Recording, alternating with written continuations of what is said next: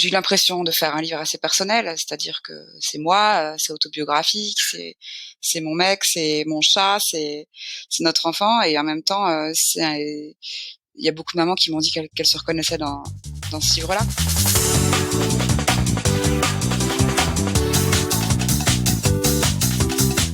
Bonjour à tous et bienvenue sur Sens Créatif, le podcast qui explore les motivations et les stratégies des artistes de l'image. Je m'appelle Jérémy Kleiss, je suis auteur-illustrateur à Paris et vous pouvez me suivre sur Instagram @JérémyKleiss.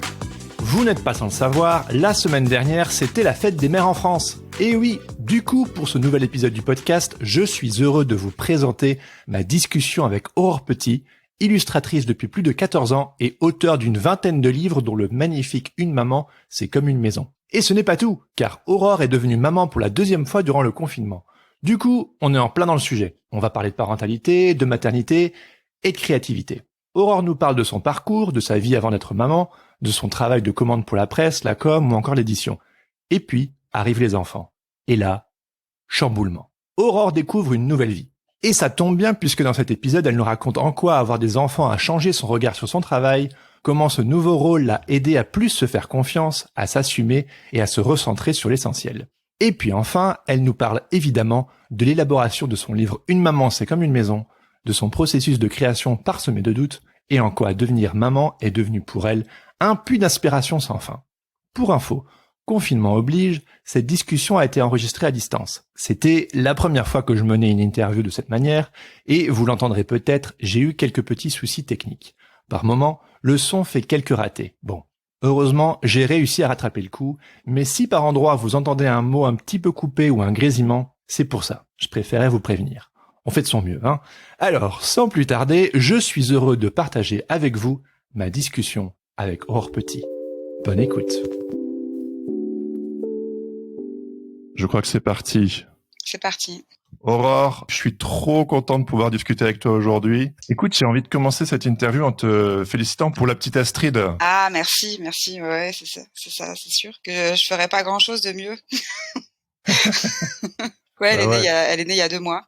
C'est ça, elle a 2 mois et 1 semaine, là. J'imagine que ça répond parfaitement à la première question qui est qu'est-ce qui te sortir du lit le matin? Ouais, bah en fait, c'est vrai que pendant des années, ça a été le travail et l'envie de faire des projets, des images, de produire, de dessiner, etc. Et là, depuis quelques années, parce que j'ai un premier enfant qui a 3 ans, donc depuis 3 ans, je me lève du lit souvent plus tôt que ce que je voudrais. Parce que c'est eux qui m'arrachent du lit, mais ouais, c'est vrai que ça. Avant de commencer ma journée de travail, il y a un premier chapitre qui est de passer du temps avec eux et puis de les envoyer passer leur propre journée, quoi. Enfin, d'envoyer le grand passer sa propre journée déjà. Parce que pour l'instant, Astrid, elle reste avec moi toute la journée. Et donc oui, le matin, c'est vrai que jusqu'à présent, quand je me mettais à mon travail, j'étais encore vierge de beaucoup de choses en fait, fraîche de la nuit, les idées claires. Alors que là, c'est vrai que quand j'arrive à mon atelier, j'ai déjà passé 2 heures à gérer du quotidien, à emmener le Armand à la crèche, à le préparer, tout ça. Et donc du coup, j'ai déjà beaucoup parlé en fait à ce moment-là, à 10 heures du matin quand je me mets à mon travail. Et je suis plus du tout dans la même disposition qu'avant. C'est très différent. Ouais. Des fois, j'arrive à 10 heures du matin, je suis déjà au bout de ma vie en fait. Ah oui, bah oui. Ouais. Ça arrive. Heureusement, c'est pas tous les jours, mais ça arrive. Ah, c'est particulier, hein. Mais c'est notamment pour ça que j'avais vraiment envie de pouvoir discuter avec toi et parler de cet équilibre maman, auteur, illustratrice. C'est tout un sujet, c'est tout un équilibre qui est pas facile à. Oui, et en même temps, moi j'avais très peur de ça avant d'avoir des enfants parce que je les ai eu tard quand même. Moi j'ai 38 ans, Armand il est né quand j'avais 35 ans, donc ça fait déjà presque 10 ans que je travaillais et j'avais très peur que ça marque une rupture dans mon travail, qu'après que ce soit fini en fait, que j'arrive plus à trouver l'énergie pour travailler, pour trouver du temps, pour faire de la recherche. Et en fait, finalement, c'est un peu le contraire qui s'est passé, je crois. Les journées sont plus courtes, donc il faut être un peu plus efficace. Et puis, il m'inspire énormément, quoi. Il me donne des idées, de lire aussi beaucoup d'albums jeunesse avec lui. Je me rends compte de ce qu'il aime, de ce qu'il aime pas, de moi aussi, ce que j'aime lire, de ce que j'aime pas lire. Et donc, du coup, ça m'aide à aller plus vers ce que je veux, quoi. Ça, c'est quelque chose qui me fait avancer. Ouais. Ça m'a fait pareil il y a 2 ans. En fait, j'ai découvert que j'avais moins de temps et que je suis devenu 2 fois plus efficace, en fait. Bah, c'est ça, c'est clair. Et puis, il y a aussi le fait que dans l'équilibre, projet d'auteur, projet de commande, être parent et tout ça, c'est quand les journées sont plus courtes et qu'on a moins de temps, je pense que on s'autorise plus aussi à refuser des choses qui sont pas primordiales. Ouais. Et on va plus vers vraiment notre travail plus intime, en fait. Enfin, moi, c'est comme ça que je l'ai vécu. Je vais plus vers un travail plus intime. Tout à fait, ouais. Bah, on va pouvoir discuter de tout ça. Je voudrais te demander aussi comment ça s'est passé pour toi le fait que tu es devenue maman pour la 2e fois pendant le confinement. C'est pas tous les jours que je peux poser cette question à quelqu'un, donc du coup. Ben, en effet, Astrid, elle est née le 14 mars. Donc c'était juste. En fait, je crois que Macron a parlé pour la première fois le 12. Il a annoncé la fermeture des écoles et des crèches. Et donc moi, j'étais en toute fin de grossesse. Et donc à ce moment-là, donc il était question donc on reprenne Armand à la maison à plein temps. Et en fait, c'était le jeudi soir qu'il a parlé, il me semble. Jeudi 12, ouais. Le vendredi, j'ai eu une journée très angoissante, à me dire mais comment je vais faire si jamais je dois partir à la maternité en pleine journée et qu'Armand est là. Enfin, il y a toute une logistique en fait qui m'a rattrapée et en fait on devait trouver des solutions auxquelles on n'avait pas réfléchi les semaines précédentes. Et finalement mes parents sont venus. Enfin ça s'est quand même assez bien goupillé et elle est née le samedi, quoi. Donc finalement, heureusement qu'elle est arrivée à ce moment-là et pas une semaine plus tard, parce que sinon, ça aurait été beaucoup plus galère, je pense. Ouais. Et en fait, j'ai eu un peu l'impression que la planète entière était en congé maternité avec moi. C'était, j'ai une copine qui m'a dit un congé maternité pendant le confinement, c'est un peu comme une mise en abîme. Et en fait, je crois que c'est vraiment ça. C'est-à-dire que finalement, nous, on n'avait pas prévu grand-chose non plus pendant ces mois là, de avril-mai, parce qu'on savait qu'on allait avoir un tout petit bébé. Ouais. Et donc, professionnellement, j'ai pas été trop impactée parce que j'étais en congé maternité, donc ça c'était aussi assez confortable et rassurant. Mais du coup, ça nous a fait du bien, je crois, d'être tous les 4 dans un rythme hyper ralenti, où en fait, on a fait un peu le deuil de notre travail aussi pendant plusieurs semaines. Et puis aussi, Armand a réagi de manière très forte à la naissance de sa sœur. Il a été un vrai petit démon pendant plusieurs semaines. Et donc, je pense que c'était bien qu'on le vive, qu'on le vive pleinement et frontalement, parce que ça devait arriver à un moment donné. Donc voilà. Du coup, ça, j'ai l'impression que c'est fait. Et que voilà, c'est ça. On a trouvé notre équilibre à 4. Et puis, comme je te le disais juste avant l'enregistrement, là, c'est que on n'a pas fini complètement le confinement chez nous. On a une autorisation pour rejoindre mes parents à l'autre bout de la France parce on habite à Nantes et mes parents sont en Haute-Savoie. Et donc il y a une semaine avant la fin du confinement, on a traversé la France, cette France en guerre et déserte. Et on est venu chez mes parents pour avoir un peu de relais et pour que surtout mon mec Mathis, il puisse travailler un peu. Ouais. Pour essayer de retrouver un petit peu une vie normale. Ouais. Et toi, c'est pas tout de suite que tu vas retrouver une vie normale. Bah officiellement, mon congé maternité, il se termine le 1er juin. Donc logiquement, je devrais retravailler, mais là pour l'instant, ça me semble un petit peu compliqué. Mais j'ai des engagements par contre, j'ai des engagements pour septembre et tout ça, donc il va falloir que je trouve la solution pour travailler pendant la sieste ou que ça va être un petit peu sport, mais en même temps, vu que là le déconfinement est de plus en plus, le déconfinement est de plus en plus ouvert. Peut-être qu'on s'arrangera avec des parents pour faire des gardes, leur confier nos enfants et puis que quelques jours, enfin une journée, et nous on les prend une journée ou pour avoir une journée sur 2. Je sais pas trop comment on va s'organiser. Mais... Ouais, c'est un peu freestyle en ce moment. Ouais, c'est clair. Ouais, pendant le confinement, moi c'était pareil. Le matin, avant mon fils se réveille, pendant la sieste ou le soir, mais le matin t'es décalqué, pendant la sieste t'essuies les plâtres, le soir t'es épuisé. Et... C'est ça.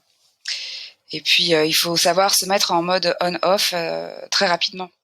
Ouais. C'est-à-dire que hop, dès qu'il dort, hop, on se met à bosser et ça c'est pas forcément évident. Ouais, je suis devenu beaucoup plus flexible moi par an. Je suis devenu beaucoup plus efficace.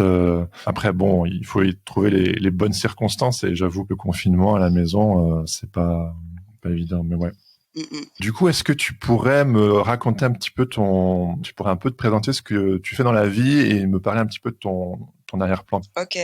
Alors, je m'appelle Aurore Petit. Bonjour, bonjour. Je suis autrice et illustratrice depuis 2006, donc ça fait un petit moment quand même maintenant. Enfin, un petit moment. Ça fait, 14 ans que je fais ce Ouais. métier. C'est pas très original, mais j'ai fait les arts décoratifs de Strasbourg, comme beaucoup. Donc, je suis sortie de cette école en 2006, et depuis, je fais de la commande, d'illustration. Et je fais des projets d'auteur pour lesquels j'écris et je dessine. Et je fais aussi des projets où je suis illustratrice, mais où je me considère plus comme co-auteur avec mon compagnon qui s'appelle Mathis, qui fait aussi des livres de son côté. Quand on fait des livres ensemble, c'est moi qui dessine, c'est lui qui écrit, mais ce sont des livres qui sont pensés vraiment à deux, aussi bien au niveau du texte que des images. Donc voilà un peu les différentes choses. Après, sur 14 ans, il s'est passé quand même pas mal de périodes différentes. Il y a eu des périodes où j'ai fait que de la commande, où j'ai pas du tout développé mon travail d'auteur, des périodes où j'ai fait que de la commande d'édition, des périodes où j'ai fait beaucoup de presse, de la com. Et puis voilà, aujourd'hui, j'essaye de composer un petit peu avec toutes ces choses-là. Et c'est un équilibre qui est très mouvant. C'est jamais tout le temps pareil, en fait. Mais ça me va très bien. J'aime bien. Le fait que ça change, le fait d'avoir des années qui se suivent et qui se ressemblent pas. Alors, c'est plein de vie, quoi. Ouais, c'est clair. Si je me trompe pas, en 14 ans d'expérience, au début, tu avais commencé avec de la presse. Ouais. Et puis, donc, tu sais, à travers la presse que je t'ai découvert d'ailleurs, en fait, moi, je me suis lancé en 2013 et l'une des premières publications, j'ai illustré un dossier pour Philothéo. Et c'est là que je t'ai découvert, en fait. Et du coup, quand j'ai feuilleté ce magazine, je suis tombé sur ton travail. J'étais genre, waouh! En fait, je t'ai découvert quasi en même temps que le début de ma carrière. Oui, là, tu parles de presse jeunesse, Bayard Presse, Ouais. la presse, tout ça. Ouais. Et ça arrivait un peu plus tard parce que au tout début, en fait, quand je suis sortie des Arts Déco, quand j'ai démarché et j'étais voir les éditeurs et les directeurs artistiques, les retours que j'ai eus, c'était surtout que ce que je faisais, c'était pas du tout pour la jeunesse et plutôt pour les adultes. Donc en fait, j'ai plutôt publié dans la presse adulte au départ. Ah d'accord. Ouais. Intéressant. Et donc du coup, après, j'ai un peu arrondi les angles de mon dessin. Et en effet, j'ai pas mal collaboré avec Bayard, avec Milan. Mais ça, c'est arrivé un peu plus tard. Ça devait déjà faire 2-3 ans, je pense, que j'étais sortie de l'école. Et ça m'a fait un peu, ça a été très formateur en fait, Bayard, parce que ça m'a permis aussi de voir un peu ce qu'attendaient les éditeurs et les directeurs artistiques de l'édition jeunesse. Moi, j'étais un peu à milieu de ça et en fait, il y a une attente qui est très forte dans la manière de dessiner les personnages, Ah, c'est clair. faire des choses un peu mignonnes. Moi, je savais pas trop faire ça en fait. Donc j'ai appris à le faire et j'ai appris à ne plus le faire aussi. Ouais. Mais c'est super intéressant. C'était un désir de faire de la jeunesse pour toi. Toi, t'as commencé, en faisant des publications adultes, t'as bifurqué jeunesse et puis t'es revenu, non, pas vraiment. Ouais, bah si, c'est un peu ça. En fait, ce qu'il y a, c'est que c'est pas aussi linéaire finalement. Il y a vraiment des choses qui se passent, des rencontres. En fait, si je reprends un peu l'origine des choses, c'était un peu mon diplôme, mon projet de diplôme. C'était un album, un livre illustré. Alors, quand on veut publier un livre illustré en France aujourd'hui, il n'y a pas 50 000 solutions. Soit c'est de la bande dessinée et dans ce cas-là, ça peut aller un peu vers la publication adulte. Soit c'est de la micro-édition, un peu autopublication et dans ce cas-là, on fait un peu ce qu'on veut. Ou alors, si on veut emprunter un circuit de diffusion classique, ça va être de la jeunesse. Ça n'existe pas trop finalement, des publications de livres illustrés adultes en image unique, qui sont pas forcément narratifs. Enfin, ou alors c'est vraiment des publications ovni et en sortant de l'école, c'est pas évident de faire publier un livre en fait qui est complètement hors format, hors case. Ouais. Et donc mon projet de diplôme, je l'ai présenté à plusieurs maisons d'édition et il a été publié chez Thierry Magnier par Valérie Cussaguet, qui est devenue l'éditrice après des éditions des Fourmis Rouges. Et en fait, elle m'a amené, parce que c'était un projet, c'était un bestiaire qui s'appelle Ménagerie, et elle m'a amené à l'orienter plus vers la jeunesse, justement pour qu'il puisse trouver un peu un public de ce côté-là. Mais c'est vrai que quand on voit les images, c'est pas du tout ce qu'on attend, ou ce que le grand public a en tête quand ils pensent à de l'édition jeunesse ou un album jeunesse. Hein. C'est un peu surréaliste. Certains m'ont dit qu'ils trouvaient ça un peu malaisant. Ah bon? Ok. Ouais. Mais c'est parce que c'est un peu étrange. C'est des dessins un peu Oui. étranges, quoi. Ouais. Et donc du coup voilà, c'est elle qui m'a suivie pour la première fois, mais du coup j'ai pas eu de commande en jeunesse tout de suite. C'était des projets que j'amenais. Ça c'est un projet que j'ai amené en entier.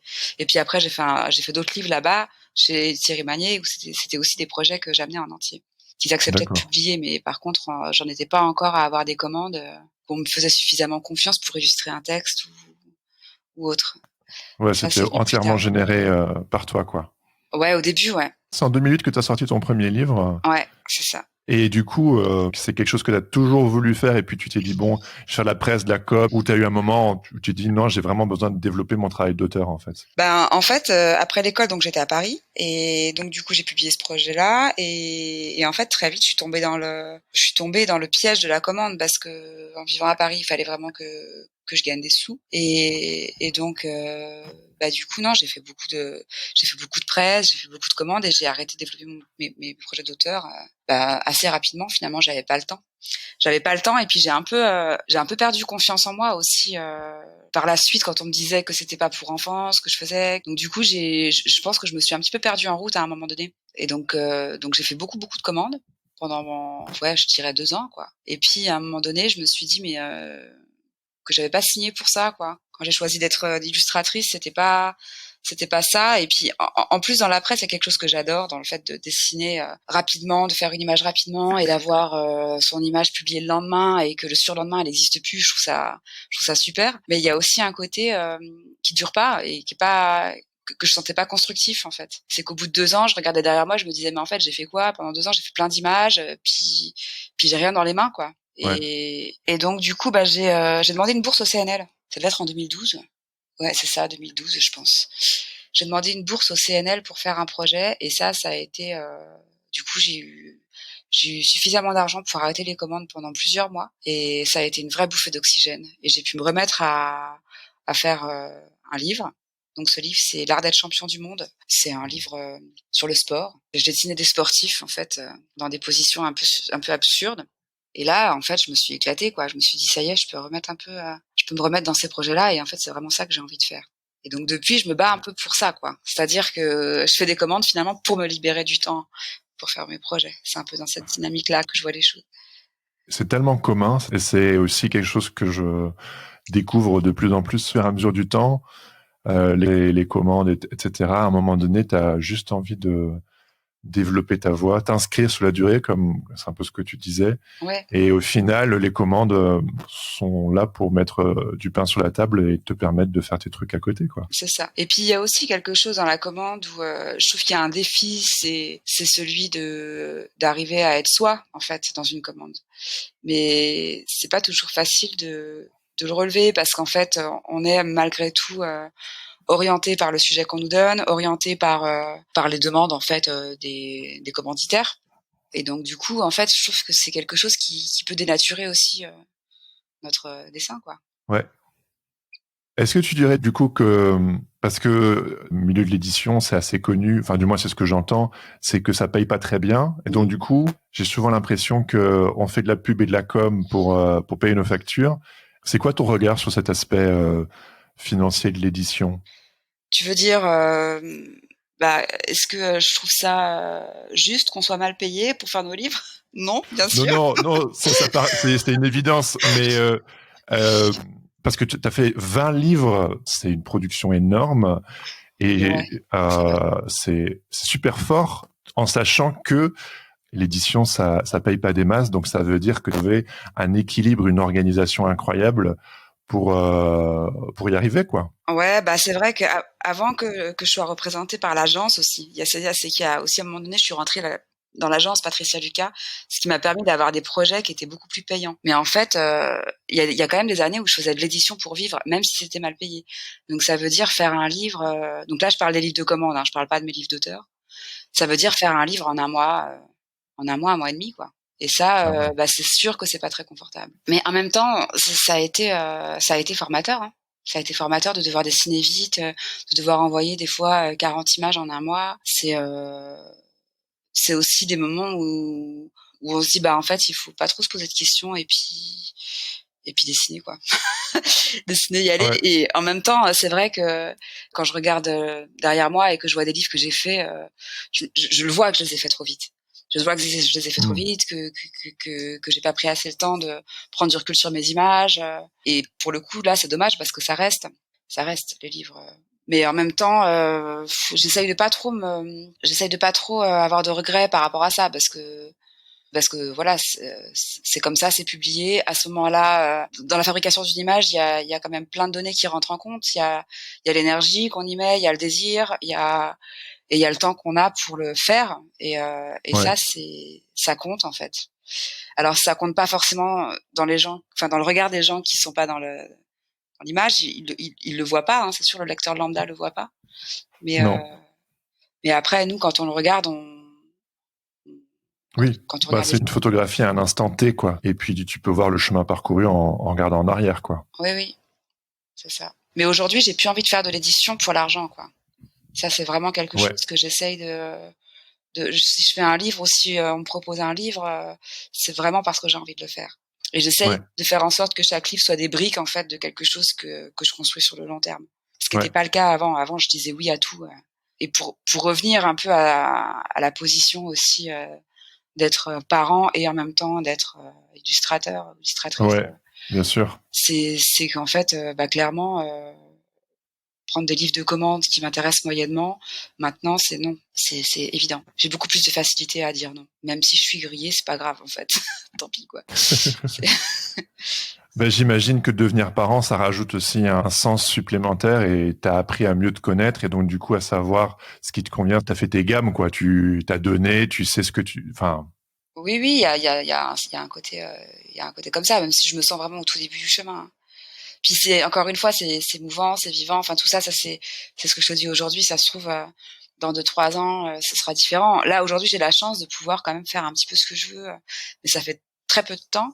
Et puis je sais que tout ça c'est très fragile, quoi. C'est très fragile. Enfin voilà, aujourd'hui je vis correctement de mon travail, mais voilà, la position des artistes, elle est hyper fluctuante. Ouais. On sait très bien, en plus là avec ce qui se passe en ce moment, on sait pas trop à quelle sauce on va être mangé. Donc ça se peut très bien que je refasse des livres de commandes qui m'intéressent pas dans 2 ans. Ouais.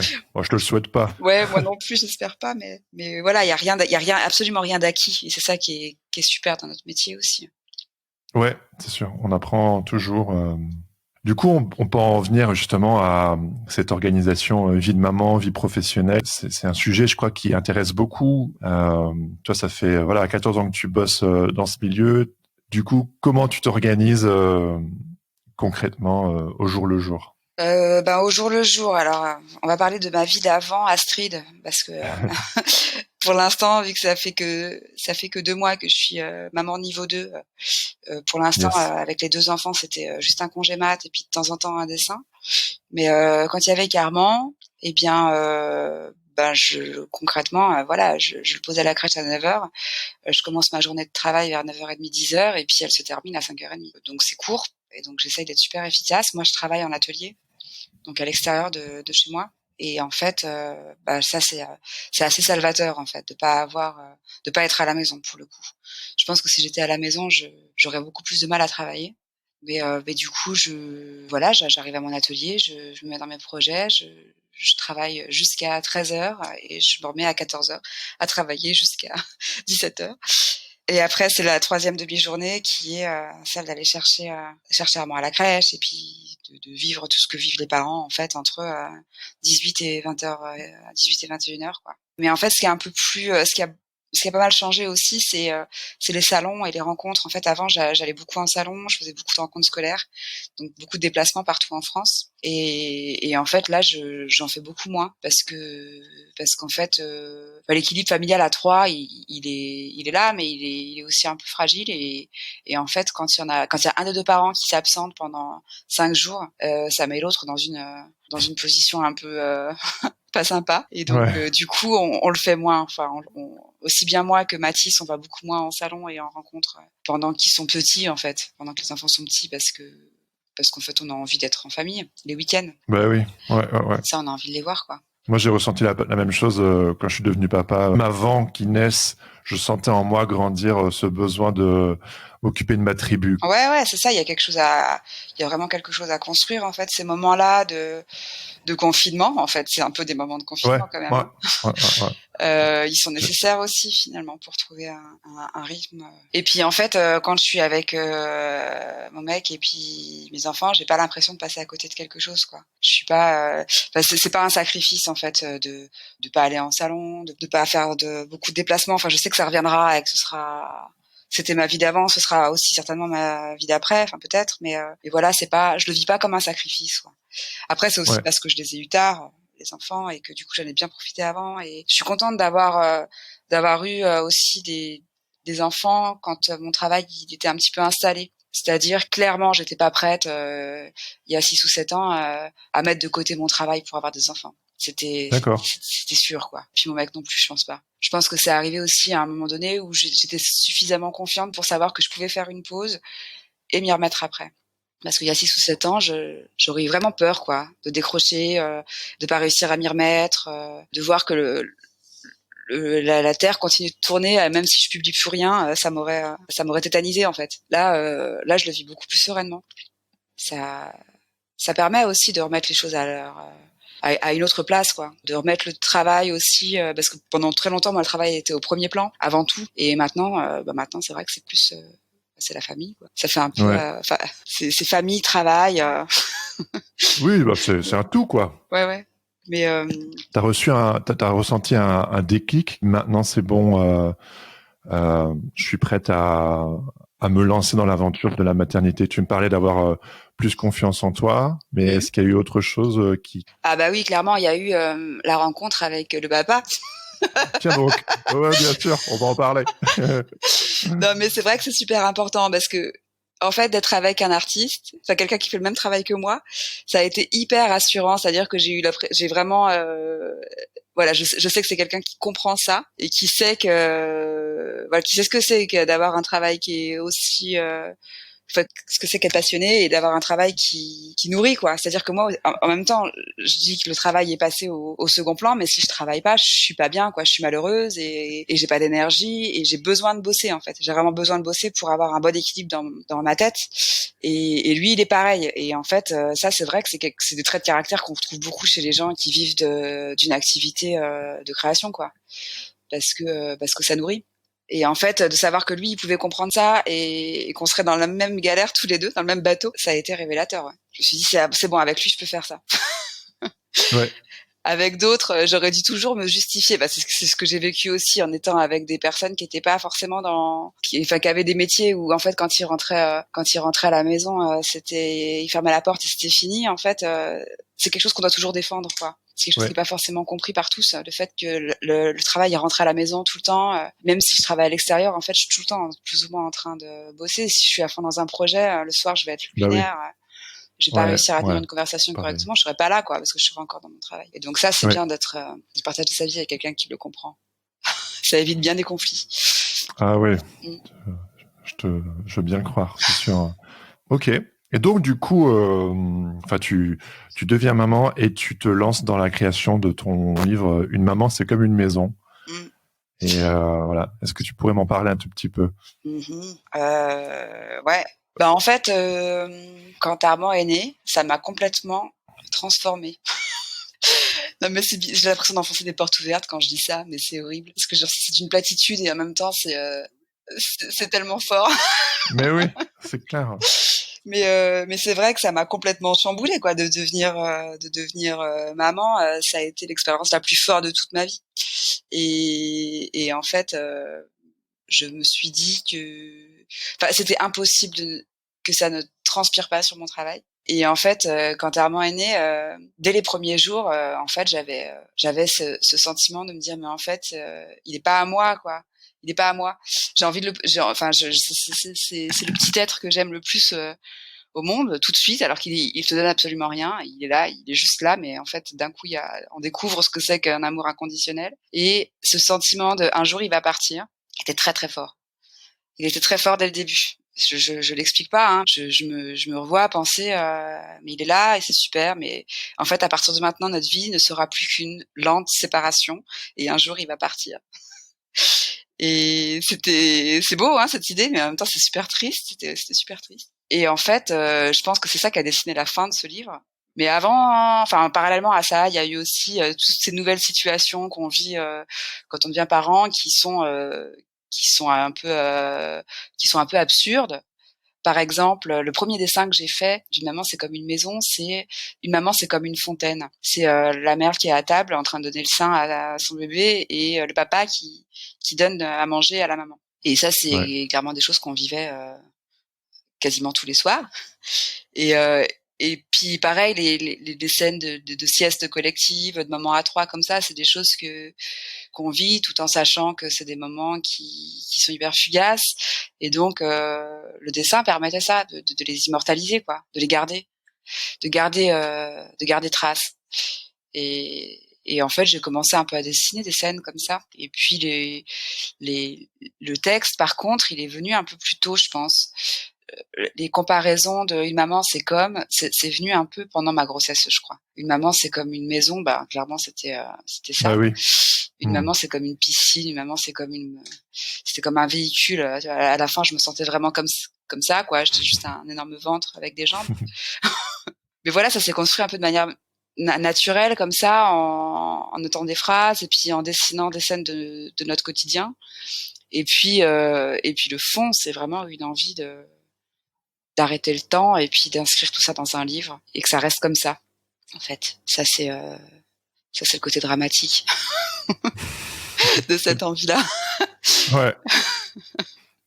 Et le côté moins dramatique du coup? Le côté moins dramatique et le côté super jovial, c'est que c'est un cadeau en fait pour Armand. Quand il a découvert le livre, c'était super parce qu'il reconnaissait ses jouets, il reconnaissait notre maison, il reconnaissait sa mère, son père, son doudou. Alors au début, il était très dubitatif, quoi. Qu'est-ce qu'il fait mon doudou dans ce livre?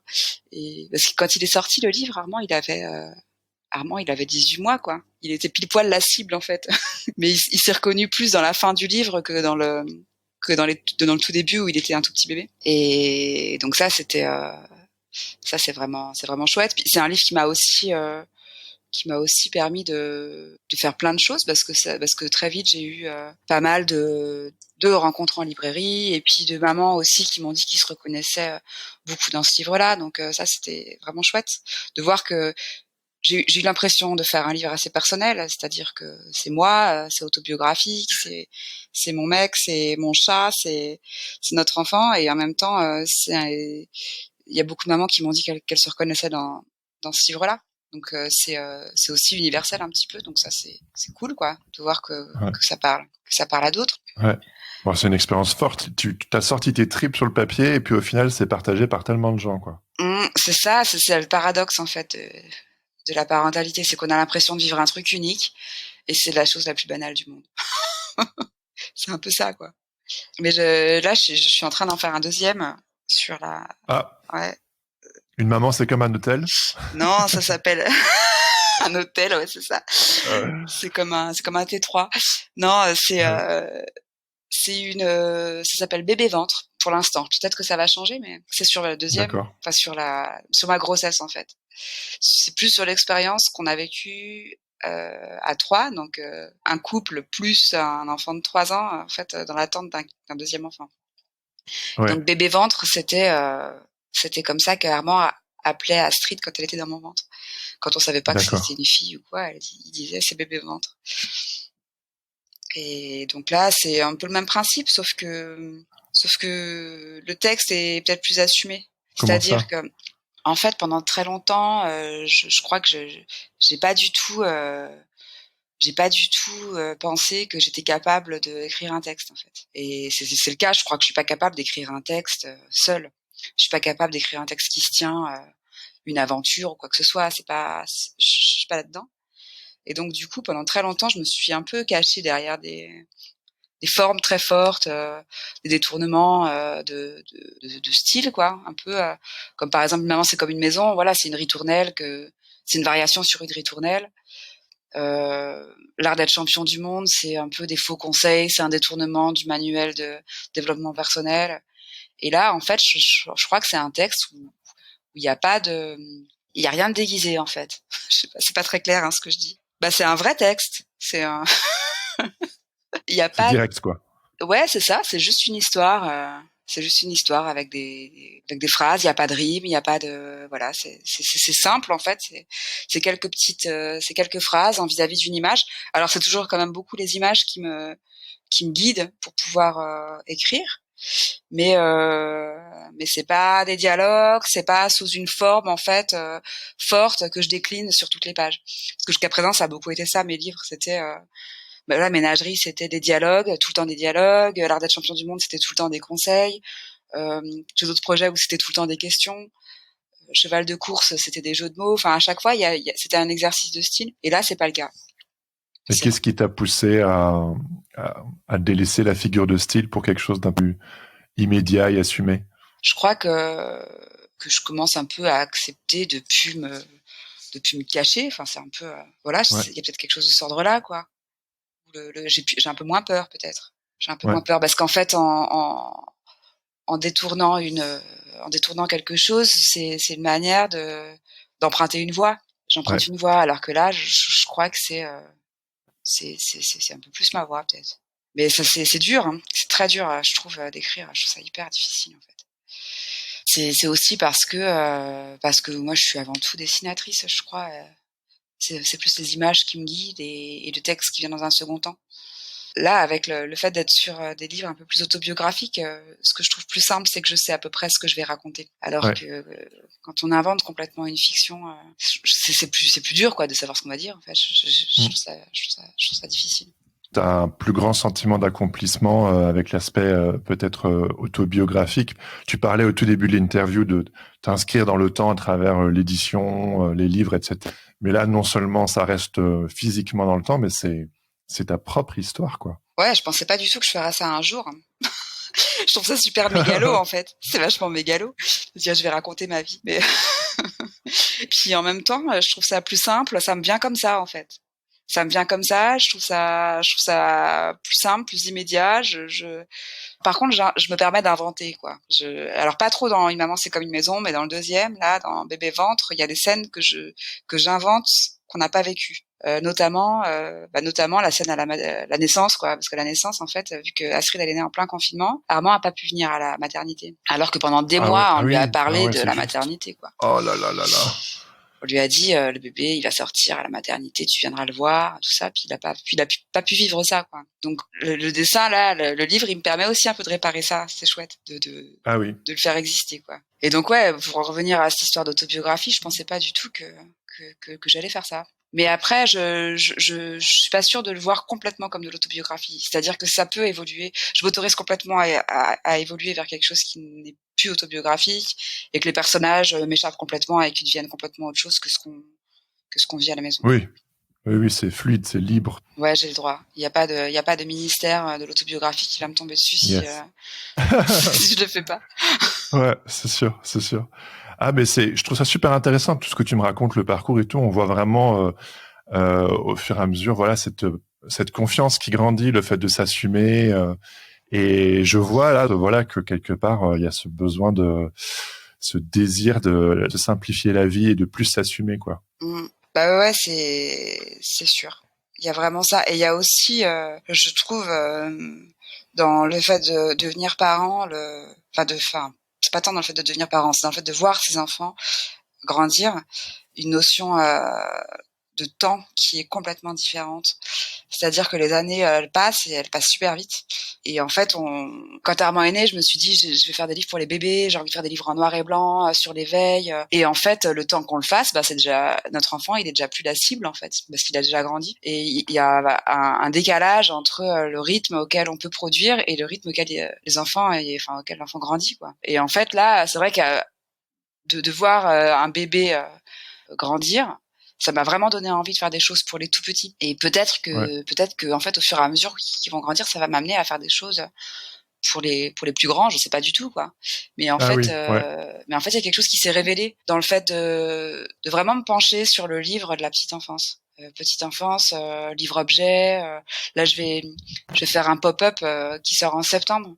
C'est vraiment pour les tout petits.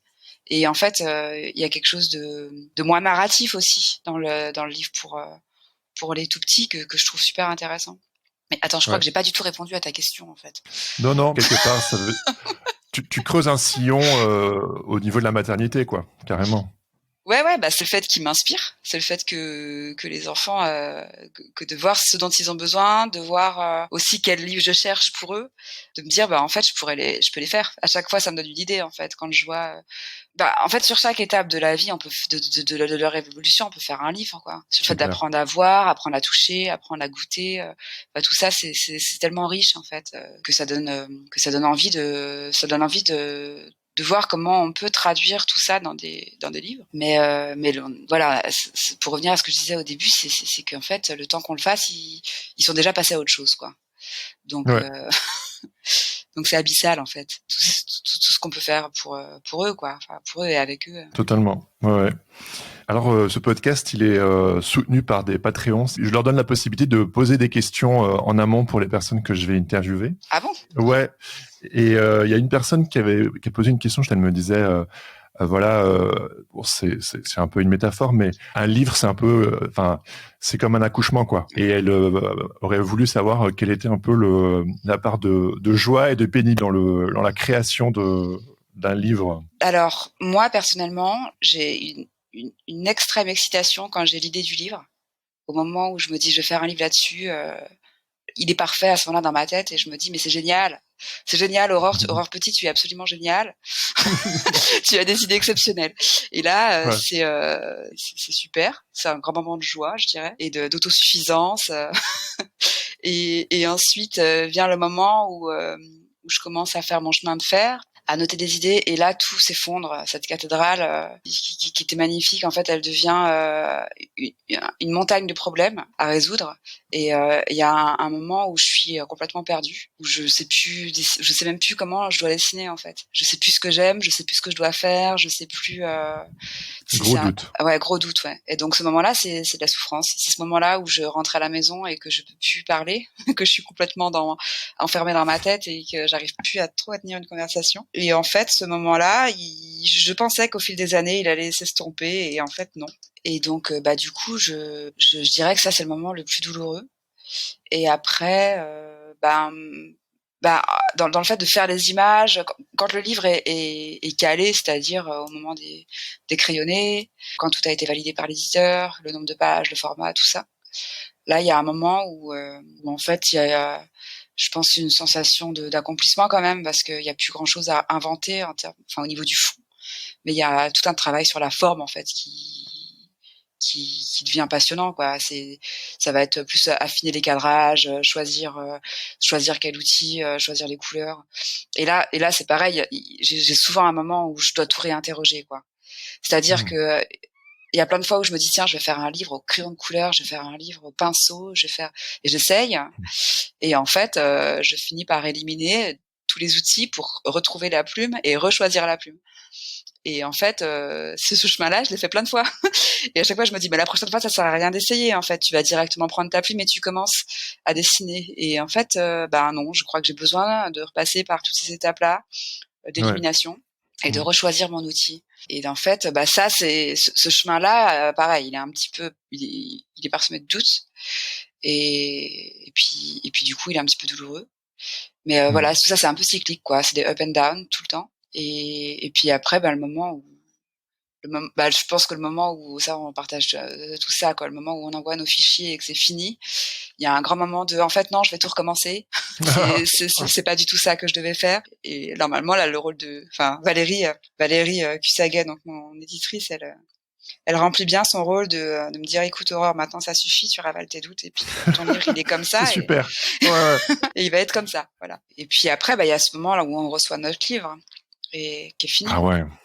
Ah, ça doit être trop beau, quoi. Ça dépend du livre. C'est ça. Mais ça dépend en fait beaucoup du degré d'investissement, du rapport entre le livre et l'investissement qu'on a mis. C'est-à-dire qu'il y a des livres en fait où je me suis pas beaucoup investie, où je les ai fait. Là, je parle plutôt des livres de commande, où en fait, je les ai fait un peu en me disant, je me prends pas la tête, je fais des dessins comme ça, j'essaye de pas écouter le doute en fait et d'avancer coûte que coûte. Et quand je les reçois, je suis agréablement surprise parce que c'était des livres que je considérais comme pas très importants.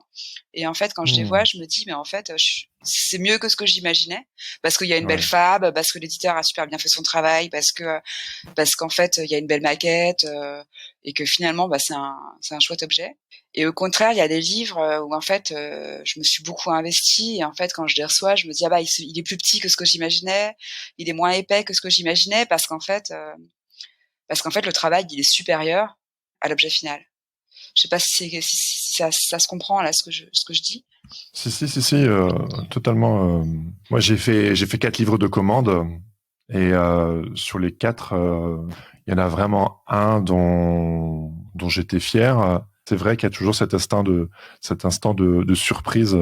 Ah bah oui, il y a ce moment en fait où on doit accepter qu'il est comme ça. Ça peut-être que c'est peut-être un rapport avec justement la naissance, quoi. J'imagine. Enfin, moi, j'ai pas ressenti ça. Il y a beaucoup de parents qui disent qu'en fait, leur enfant, il est pas ce qu'ils attendaient. Et il y a peut-être ce chemin-là aussi à faire avec un livre. Ouais. Après, j'imagine qu'en effet, c'est différent quand c'est un projet de commande, et, enfin, je veux dire, j'ai de plus en plus envie de, questionner les auteurs comme toi, de comprendre cette démarche, et je pense que mes auditeurs, c'est aussi quelque chose qui les intéresse, quoi. Moi, par rapport au fait d'être auteur, disons que j'ai toujours eu un très grand complexe par rapport à ça, quoi. C'est-à-dire que je me sens pas. Quand on était, par exemple, quand j'étais à l'école aux Arts Déco. Alors à l'époque où j'y étais, moi, c'était très orienté illustration narrative. D'ailleurs, ça s'appelait comme ça la section. Ça s'appelait illustration narrative. Donc c'était très orienté projet d'écriture, scénario, et c'était l'histoire avant tout. Avant les images, et en fait moi j'ai toujours eu un complexe par rapport à ça parce que je sais pas écrire des histoires en fait, et je trouvais toujours une pirouette pour ne pas raconter d'histoire. Donc je faisais des systèmes, finalement c'était des mécaniques en fait, j'exploitais plus des mécaniques d'images, des mécaniques visuelles qui au final racontaient une histoire et au final soulevaient un thème ou quelque chose de cet ordre-là. Plus que vraiment une histoire avec un travail d'auteur derrière qui sait exactement ce qu'il veut dire, quoi. Moi, je me sens pas en fait de cette famille-là, quoi. De cette famille des auteurs qui savent exactement ce qu'ils veulent raconter. Des fois, j'ai l'impression de pas vraiment choisir ce que je veux dire, quoi. Enfin, à part pour une maman, c'est comme une maison, mais est-ce que ça existe d'auteurs qui savent exactement ce qu'ils ont envie de raconter? Le doute ne fait pas partie. Ah oui, si, c'est sûr. Le doute fait partie, mais je sais pas. Oui, toi, c'est né avec cette maternité qui t'a transcendé au final. Ah, c'est beau, ouais. Non, mais c'est ce que j'entends, du moins. Disons que avant, j'avais fait des projets d'auteur, mais c'était beaucoup autour du jeu. C'est-à-dire que je m'amusais en fait à mettre en place. Je dessinais sur un thème, par exemple, si je prends l'art d'être champion du monde, je décidais de dessiner sur le thème du sport, à inventer des images, et finalement, je me rends compte que ce qui m'amuse le plus, c'est de faire ce type d'image, et je développe ça, et après j'écris un texte à partir de mes images. Et finalement, je l'écris dans un ton qui m'est propre, et donc dans ce sens-là, c'est un travail d'auteur, quand même. Bien sûr. Mais mais c'est différent que de puiser en fait une histoire dans son propre vécu. Ah oui, totalement. C'est-à-dire qu'à un moment donné, ça a été évident que quand j'étais maman, il fallait que je fasse quelque chose autour de ça, parce que c'était tellement fort que je voulais l'investir dans mon travail et que je pouvais pas faire autrement. Mais en fait, je suis pas sûre que ça se décide, que ça se décide consciemment en tout cas. Ouais, oui, c'est plus fort que toi en fait. Ça se réveille. C'est pas forcément une décision, ça se fait à toi, quoi, quelque part. Ouais, je pense quelque chose de cet ordre-là. C'est un peu. Je sais pas. Ouais. Super. Non, mais il y a beaucoup de choses comme ça. Enfin bref, c'est abstrait, mais c'est quelque chose que je remarque. Moi, je sais que je vais vouloir aller trop vite, ou à vouloir forcer les choses. Et en fait, je me rends compte que c'est quand tu lâches prise, quand tu Bah, c'est vrai que il y a plein de fois aussi où on se rend compte que quand on veut faire une belle image, on n'y arrive pas. Non. C'est aussi quand ça arrive un peu malgré soi, quand on lâche prise, et ça vient aussi quand on n'y pense pas, quoi. Ça vient parfois quand on baisse la garde, quoi. C'est ça. Et je pense qu'il faut pas chercher à faire œuvre. Non. C'est ça le. Mais j'ai ça aussi avec mon fils. Quelque part, j'ai l'impression de l'accompagner sur son voyage, quoi. Au final, je suis spectateur, je suis là je suis présent avec lui, mais au fur et à mesure du temps, je me dis, mais enfin, c'est comme tu disais au tout début. Au final, l'enfant ne t'appartient pas. C'est la fin de ton livre. Il s'en va. Ils sont tout petits et on dit déjà ça. Bah oui. Mais c'est ça, c'est notre but, hein. C'est notre rôle, en tout cas, en tant que parents, c'est d'essayer de faire en sorte qu'ils puissent partir et qu'ils aient plus besoin de nous, quoi. C'est ça. Mais ouais, juste par rapport au dessin, et par rapport au fait d'arriver de faire des choses en s'abandonnant et ne pas chercher à avoir le contrôle. En fait, ça, c'est quelque chose que j'observe aussi beaucoup chez les enfants, justement. Quand on voit les tout petits, comme ils dessinent, l'énergie qu'ils ont pour dessiner, cette énergie, elle se cristallise, en fait, vers 8 ans, quoi. Vers 7-8 ans, ils commencent à vouloir bien dessiner. Et en fait, c'est à ce moment-là que souvent, ils perdent plein de choses. Et je pense que cette chose-là, en fait, nous, en tant qu'illustrateurs, moi, personnellement, c'est quelque chose que j'essaye de retrouver, quoi. Le fait de me dire, dans le dessin, que des fois, je dois essayer de retrouver l'énergie de celle qui cherche pas à bien dessiner. C'est ça. Oh là là. Mais ça, c'est l'histoire de ma vie. Vouloir bien faire à tout prix, et au final, tu fais pire que mieux. Bah, c'est les dessins qui sentent la sueur, quoi. C'est ça. Je trouve qu'il y a rien de pire qu'un dessin un dessin ou un livre où on sent le labeur, quoi. Ouais. Je pense que c'est un peu notre, c'est un défi, quoi. D'essayer de faire en sorte. Il y a du travail, c'est clair qu'il y a du travail tout le temps, mais c'est un peu le défi, c'est que. Au final, c'est de travailler à retrouver une certaine innocence, un jeu, quoi. Je sais que. Un jeu, c'est ça. Don't forget to play. Bah ouais, c'est ça. Et ça, j'ai l'impression de l'avoir souvent expérimenté, cette chose de dire, bah voilà, ça y est, j'ai l'impression de savoir qui je suis, de savoir comment je dessine, comment j'écris, et en fait, à ce moment-là, ben, ça devient mauvais. Parce qu'en fait, j'ai l'impression que je fais des choses plus fraîches quand je cherche les règles, en fait. Quand je suis pas, quand je suis en train de m'amuser, justement, à trouver. Ouais. Se renouveler. Mais écoute, on arrive un tout petit peu à la fin de notre petit moment. Il y avait peut-être une ou deux ressources pour des choses qui t'ont inspiré, ou par rapport à ce sujet de la parentalité, des choses qui t'ont inspiré sur ton chemin. Bah oui, plein de choses. Plein de choses. Comment choisir? Comment choisir? Bah déjà, je peux peut-être parler un peu des livres que j'ai lus à mon fils, qui m'ont beaucoup ému, comme par exemple les livres de Pauline Martin et L'Astrid déborde. Tu dois connaître, Mon amour, et Un amour de petite sœur, tout ça. Ça, c'est des livres. En fait, souvent le lien a été fait aussi entre mon livre et le leur. D'accord. C'est un livre que je trouve très touchant et très juste. Il y a aussi ce livre-là de Vincent Cuvelier et Charles Dutertre qui s'appelle la deuxième fois où je suis née, ou la première fois, dans la deuxième fois où je suis née. Et c'est ça aussi, c'est sur le fait de renaître quand on redevient parent, c'est un peu ça aussi que j'ai ressenti. Après, dans mes doutes sur la parentalité en général, c'est-à-dire comment être maman, une maman après correcte, je sais pas, je pense que la ressource, elle est aussi dans le papa, quoi. Et dans le fait de pas être seul, en fait, d'être deux et d'avoir toujours quelqu'un qui veille au grain, quoi. Mais mutuellement, en fait. Et mutuellement, je veille à ce qu'il soit un bon papa, et il veille à ce que je sois une bonne maman. On n'y est pas toujours le cas, mais c'est pas toujours le cas. Mais... Oui, c'est une ressource à ne pas négliger, c'est sûr. C'est ça. Super. Voilà, je sais pas si ça répond à... Non, c'est super. Moi, j'irai voir ce dont tu me parles. Je trouve ça vachement intéressant d'avoir un peu l'arrière-plan de ce qui nous inspire et de ce qui nous nourrit. Donc, ouais, voilà. Super. Bah écoute Aurore, je suis vraiment ravi d'avoir pu discuter avec toi de ce sujet. Bah, merci de m'avoir invité. Avec grand plaisir. Super. Bah merci beaucoup Aurore. Merci à toi. À bientôt. Salut Aurore. Salut.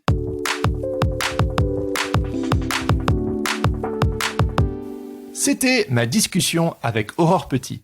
J'espère que ça vous a plu. Moi, en tout cas, je suis ravi d'avoir pu discuter de ce vaste sujet qu'est la parentalité, en le liant notamment à nos métiers créatifs.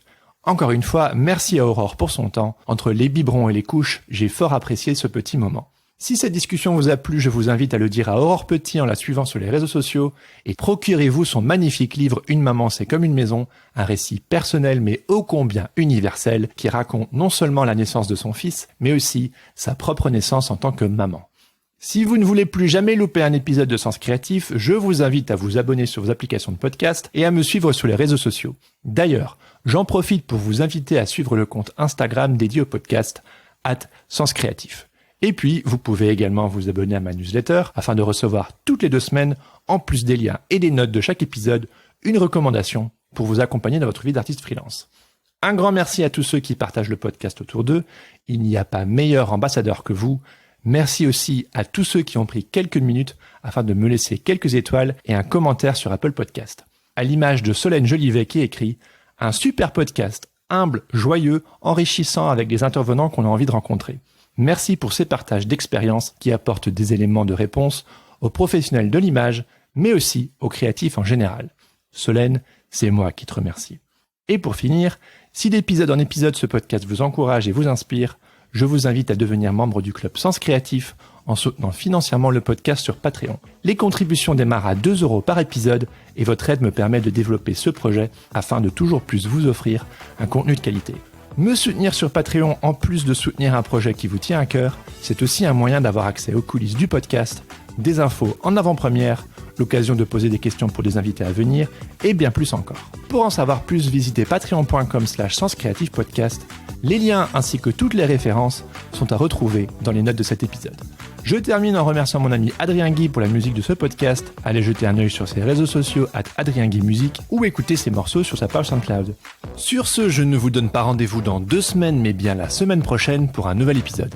En attendant, bonne semaine à tous et surtout, restez créatifs. Ciao ciao.